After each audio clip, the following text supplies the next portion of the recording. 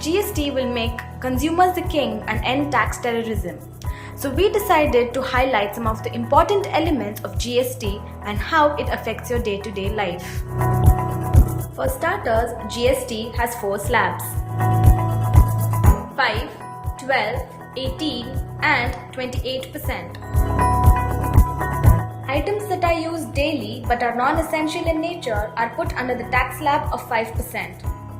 Economy air travel is set to become slightly cheaper with a tax drop from 6% to 5%.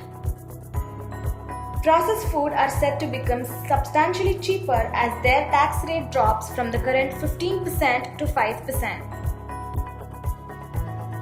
Tea, coffee and masala are going to become slightly more costly.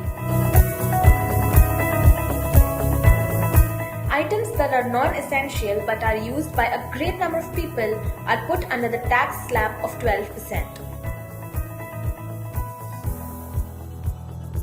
Business class passengers will need to shell out more for their in-flight comforts. Cheaper hotels with tariffs between Rs 1,000 to Rs 2,000 will become substantially cheaper, as will non-AC restaurants, which will see a 10% tax reductions. Nearly 81% of all goods and services are taxed at this bracket of 18%. Branded goods, which are currently taxed in the range of 23 to 24%, are now set to become substantially cheaper, as are personal care products like toothpaste and soaps, which will see a drop in taxes by 6 to 10% depending on the product in question. The cinema experience too is set to become cheaper in most Indian states. Medium range hotels priced between Rs 2,000 to Rs 5,000 are also set to become cheaper. Insurance premiums and mobile charges are about to get a little more expensive.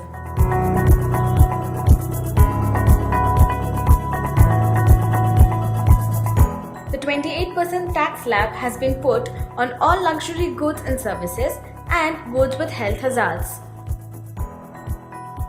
Unlike their cheaper counterparts, luxury hotels are all set to become more expensive, as they have been put under the highest tax slab. Sin items like aerated drinks are set to become more expensive in most states. Tobacco is set to become substantially cheaper even though it's been put under the highest tax slab. Home appliances like refrigerators and washing machines might become more expensive depending on the state in question. The construction industry will also be affected as cement becomes more expensive. Small cars are set to become slightly cheaper, while large cars are set to become substantially cheaper. There are also particular items exempt from the tax base. These include milk, cereals, meat, food grains like wheat and rice, Hajj Yatra, goods for puja, metro travel, education and healthcare. This new regime seeks to subsume all central indirect levies and state taxes to create a single pan-India market. With all these changes, it is likely that the GST rollout will be quite disruptive in the short term. Let us hope that the government can manage this better than the previous disruptions. The result in the long term should certainly be worth all the trouble.